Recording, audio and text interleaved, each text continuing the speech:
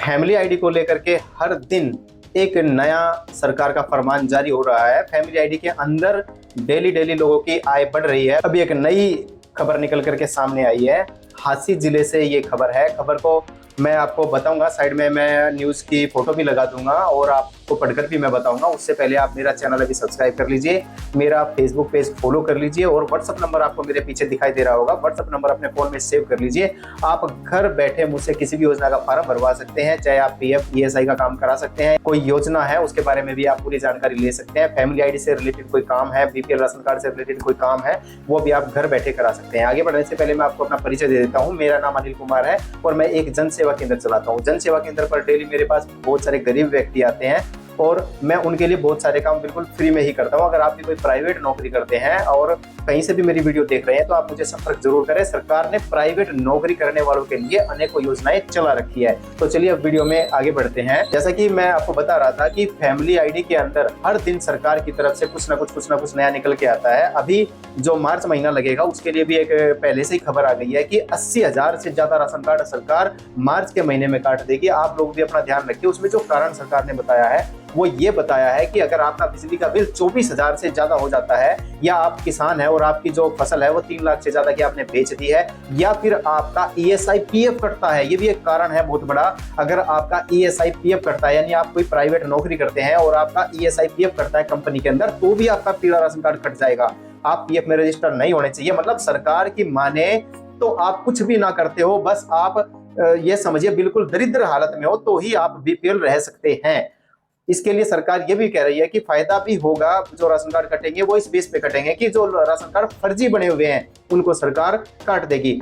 देखिए, सरकार को चाहिए कि वो जाकर के डोर टू डोर सर्वे करे, अच्छे से इनकम और आय सोर्स जो भी है, इनकम सोर्स जो भी है उनको ट्रैक करे, उसके बाद ही कोई एक्शन ले। क्योंकि अगर गरीब आदमी का राशन कार्ड कट जाता है तो वो दर की ठोकरें खाता है, लेकिन उसका राशन कार्ड नहीं बन पाता। एक और जो चीज निकल के सामने आती है, अगर घर में कोई बुजुर्ग दंपत्ति है और उनके बच्चे बड़े हो गए हैं, उनकी शादियां हो गई हैं, लेकिन वो जो बिजली का मीटर है वो तो उन बुजुर्ग के नाम ही है, उसको भी सरकार अगर 24,000 से ज्यादा बिजली का बिल आना लाजमी है। अगर घर में 2 बच्चे, उनकी शादी हो गई, उनके भी बच्चे हैं लेकिन मीटर एक है, तो भी बिजली का बिल ज्यादा आ जाएगा। जब ज्यादा आदमी होंगे तो बिजली ज्यादा कंज्यूम होगी, तो भी सरकार पीले राशन कार्ड काट रही है। यहाँ तक कि बुजुर्गों की पेंशन भी काट रही है, जो कि ये तरीका गलत है। सरकार को इसके बारे में सोचना चाहिए और इसके बारे में कुछ ना कुछ उपाय जरूर करना चाहिए। बिजली को लेकर के ये बात बहुत जरूरी है। हमारे घर में भी मीटर माँ के नाम है, तो हमारा भी बीपीएल राशन कार्ड, माँ का बीपीएल राशन कार्ड कट गया है। क्यों? क्योंकि बिजली तो हम यूज करते हैं, ना कि हमारे माँ बाप।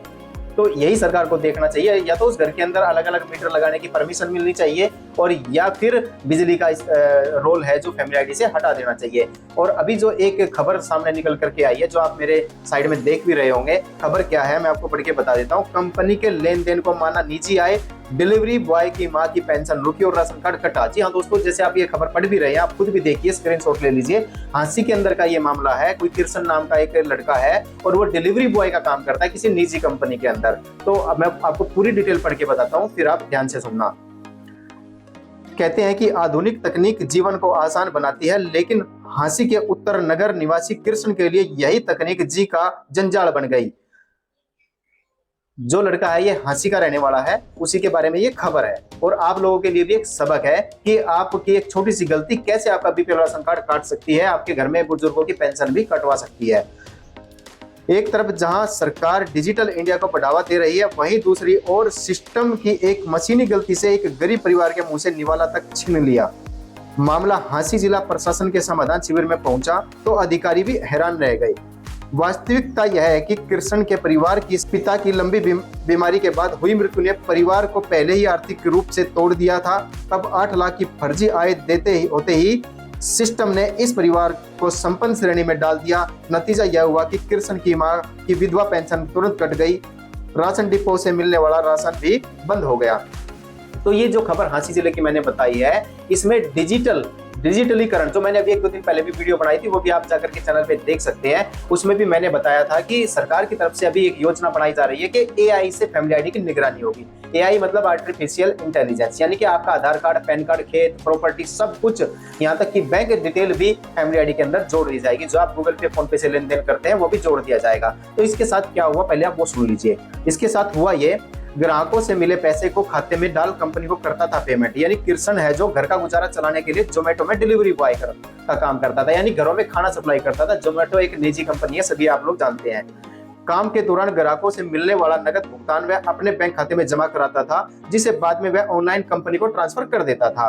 कई बार महंगे ऑर्डर्स के कारण उसके खाते में हजारों रुपए का लेन देन हो जाता था। साल के अंत में जब सरकारी सिस्टम फैमिली आईडी पोर्टल ने उसके बैंक स्टेटमेंट को खंगाला तो उसे यह नहीं पता चला कि यह पैसा कंपनी का है। जी हाँ दोस्तों, मतलब जैसे कि आपके पास भी बहुत सारे कुरियर वाले भी आते हैं, कोई डिलीवरी के लिए कुछ भी सामान लेके आते हैं, कई बार आप उन्हें कैश दे देते हैं, लेकिन कंपनी के अंदर ऑनलाइन पेमेंट करनी होती है। तो वो क्या करता था लड़का, किशन जो नाम का लड़का है, वो कस्टमर से कैश पेमेंट ले लेता था और उसे अपने अकाउंट में डाल के गूगल पे से या फोन पे से यूपीआई से कंपनी के खाते में वो पेमेंट भेज देता था।